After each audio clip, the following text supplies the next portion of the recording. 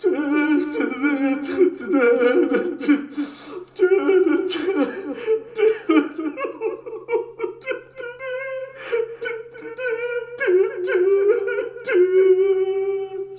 singing the same damn song. I think it's this easy in singing the instruments.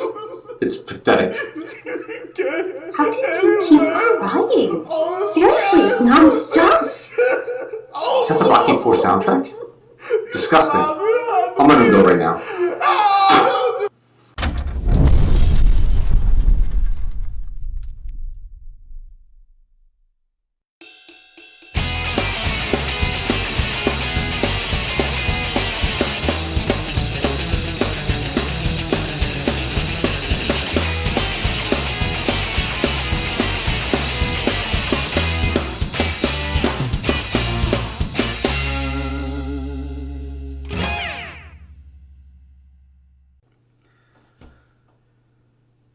Good afternoon, ladies and gentlemen, and welcome to Pretend Football. Now, my name is Maul Paderos, and I am still here alone. I will say that I don't know what to do anymore. There just doesn't seem to be any cure for a Maul with a broken heart. What becomes of the broken hearted? What is that? Is that sulfur? I'm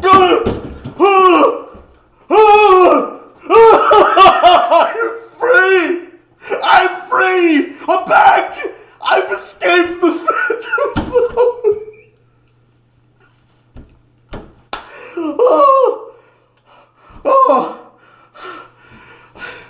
I have cheated death and imprisonment once again. Sike Manders cannot be denied. Let's start the show. Yeah.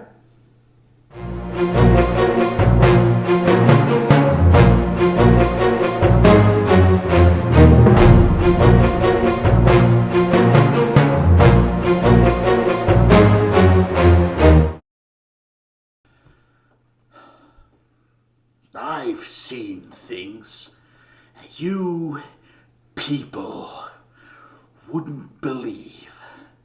Attack ships off the shoulder of Orion. I watch sea beams glitter in the dark near Tannhauser Gates.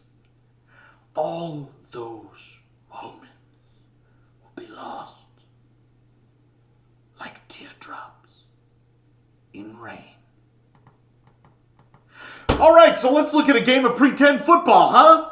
This time, without demons screeching about how they're going to tear out my eyes and stuff them directly into my ass. Well, on the table today, we have Coach Kylan and the invulnerable cop call, defending sacred Radiohead ground that allegedly Tom York once spat on himself against the dire invading shadows. Coach Medeiros and the Lakehurst Dirigibles. Cop call was led by Joseph the Groundbreaker Burrow with 30.45 points. Travis the Gumbo Goblin Etienne put up 24.4 sloppy old points. Rashad the Funchies Delight White scored 14.4. And Kareem the Ever-Living Hunt managed to shake out those old bones and scored 13.2 points. Not a bad showing at all. In fact, the sort of showing that Remark Island is used to putting on the field. However, the dark shadow that is the Lakehurst Dirigibles, it empowered them to new levels of football devilry. Their offense was led by Gus the Bus Edwards, who scored 28.4 points. Alvin Kamara Chameleon with 25 points. Devontae the Power Trooper Smith, he scored 19.4 points. And let me tell you, things was close. Day was close, as the Gumbo Goblin would say. Now, despite a lackluster performance for perennial Chiefs Employee of the Month, Patrick Mahomes, everything ended up resting on the mighty right toe of Riley Das Boot Peterson. Kicker points, baby. Wait, but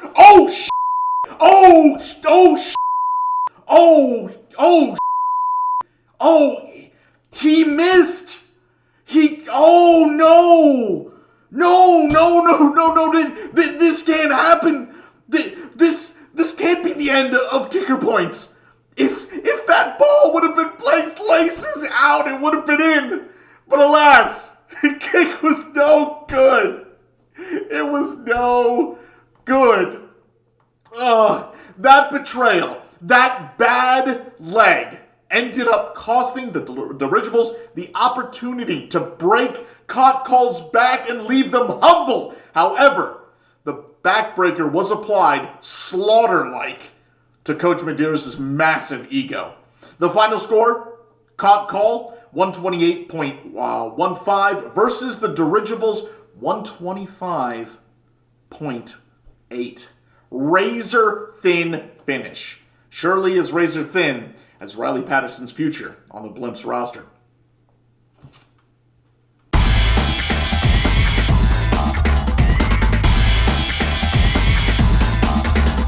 We have a very exciting little segment here for you today. Brand new sideline reporter that we have here on PSBN. Say hello to Sis Mwan. We got her from Dr. Fung's second-hand temp agency for broadcasters and Chicken and Waffle Super Shack. Oh, the Chicken and Waffle Super Shack. I love that place. Yeah, quite good. Yeah. And you know who else is good? Sis Mwan. Sis, how did things go down there in Miami? Hello? It's me? I hear at the field where they do the football. And it's a player. It's a guy and he do the thing. Well, do you have anything else that you saw directly, Miss Mwan, or? No. You okay? He looked like a man. You know, with the jersey and shirt, he to go run. Yeah. Yeah. No. I mean, yes, brilliant. No. You're bringing such fantastic insights here to the pretend faithful. One last thing, Sismon, what do you expect to see from these teams going forward in this season? Oh, you know, he do the thing where he go throw it, and then do the kicky, and then he do the spinny. You know the egg. He took a throw. I mean, what's going on here? Sike Manders is gone for a little bit, and we okay. Well, did you manage to get close to any coaches, or? You're not listening to me. No, I tell you, it's the two men. They go run, and no, he then he look at it, and he said no, and then he throw on him and go down. Yeah. That's the kind of hard-hitting reporting that I think makes you a vital asset here to the PSBN group. Sismon, thank you so very much for your time. I know that I speak from the bottom of my heart, and I know Sike agrees. You have been a truly valuable asset to our network. I don't agree at all. What the hell was that? No, yeah.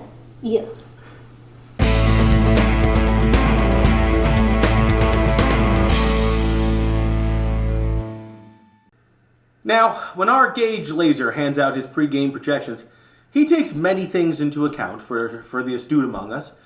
We know better than to listen.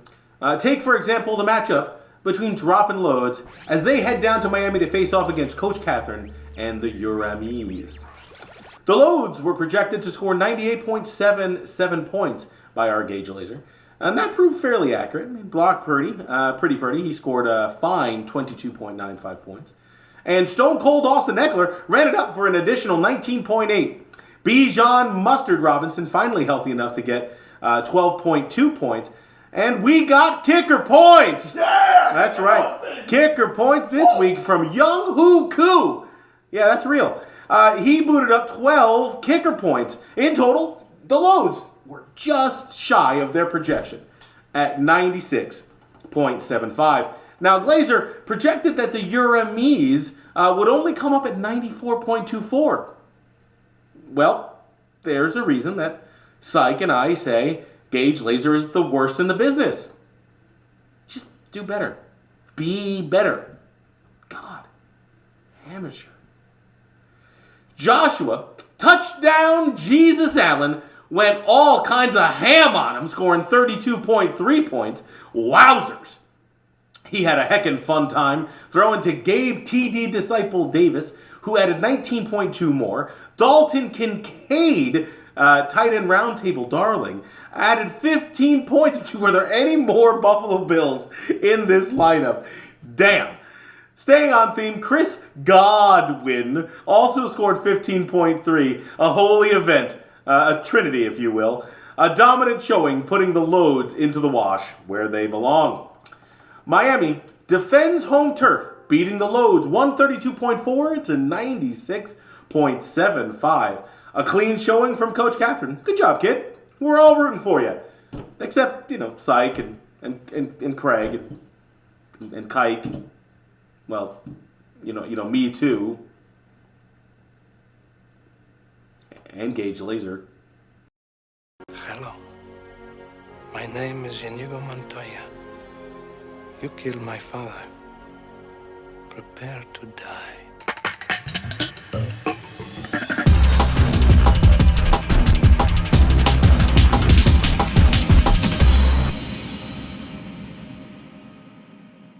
Well, we are starting to come up towards that time of year. Maul, even in the Phantom Zone, I could not stop thinking about the playoffs. They're soon and they're happening. That's right. The playoffs are right around the corner. We have some teams that have really separated themselves. The divisions are starting to really take shape. But there's a log jam of teams there in the middle that need to kind of figure it out if they're going to make a push to the playoffs. So some of the top teams, of course, Kotkal, still undefeated, running roughshod on the league. The Blimps had a chance to take him down this week, but as you noted, they fell a little bit flat. Yeah, that is true. Kotkal has historically been a tough team to beat, or they have been complete hot garbage. There seems to be no middle ground for Kotkal. However, this year they do seem hot enough to maybe take it to the top. It could very well be the case. We have a handful of teams right behind them. The Tombstones, the Dead Men, rocking at 6-1. They are followed very, very closely by the Roswell 51ers, also at 6-2. And don't forget the Pickle Boys, the Cumberland Crew, also right there behind them. A little stacked group trying to vie for that second position. Yeah, that is right. Especially after last year, the Pickle Boys showed a lot of promise, a lot of heart, a lot of grit, a lot of brine, and that's all fantastic. Great attributes you want to see in a playoff team. The Dead Men have surprised me this year. Tenacious, difficult to put down like any good zombie. The surprise really is Roswell 51ers. Yeah, I would think so. The Glorpers are kind of staying under the radar. We haven't covered them very much this year, but he's doing very good work, and I think they're in a remarkable shape. The other division leader, of course, is the Tinky Winky Stinky Pinkies. I would have thought that at the beginning of the season, no one would have predicted that they would be in first place at this point, but here they are, holding their own. Yeah, most certainly. Coach Adesso has made a lot of really good decisions. He's made some trades. And he's had a lot of really good motion. I think that honestly, with the Funchies being gone, they are probably the most intimidating team to face across that field. I mean, I don't know. The Gravy Legs do exist. So, speaking of the Gravy Legs, they are 4-4. Excuse me. The Keys also 4-4. A team who's made a lot of questionable. All right. Let's clear the air a little bit about the Keys. Who is this guy? Where did he come from? He's starting to scream at the commish about all these rules. What's going on there? I think he knows two belts. Oh. I'm not going to say it, the word, but I think you may be onto something.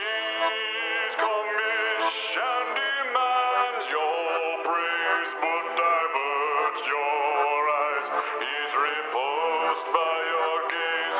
He's coming.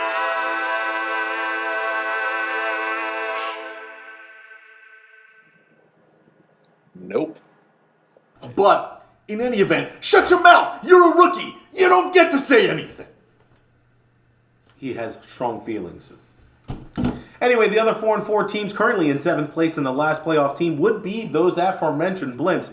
But there's a whole stack of teams that are right there. A bunch of teams at 3 and 5 as well that are trying to claw their way into that playoff picture. It's going to be a fantastic finish. It may be. And we are nowhere near done. There's still at least another 4 or 5 weeks of these teams really cracking each other in the skull before There we get is to it. still time for a 3 and 5 team to start to make their way, their ascension up into the stratosphere. It's possible. Well, we saw it last year, right? We saw it last year as the... Absolutely. What was that? Funky butt loving. That's right. The Butt Lovers made a tremendous run at the end of last season. If they were to do the exact same thing this year, little doubt that they would make the playoffs. It would be a spellbinding sight. Everybody here, always, they're a scrappy, butt-loving underdog. That's right. And, of course, there's all but one team. I think every team is still statistically possible to get there. But then, again, there is the Beavers, who are bad. Yeah, that's, I would say that's a tough splinter to follow. All right, well, word of the week this week. It's a good one as we are heading into the playoffs. The word of the week is push. Oh, why? Push. Oh. Ooh. Push. Ooh. Well, I actually have a prop of the week. A helmet. It's a helmet. Sure. And you're going to want to wear one.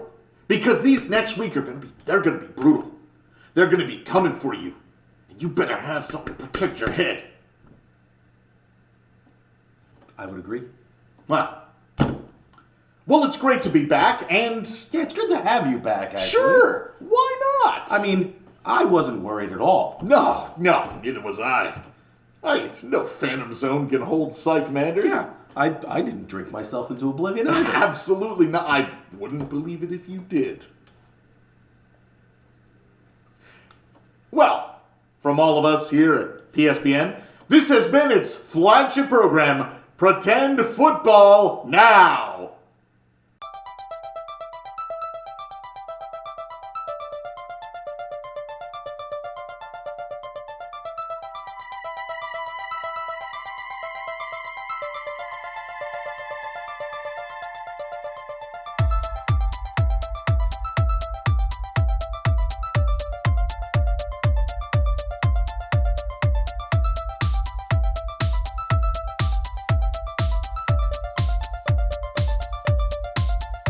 Oh no, you no said that before. No. He don't go grab it.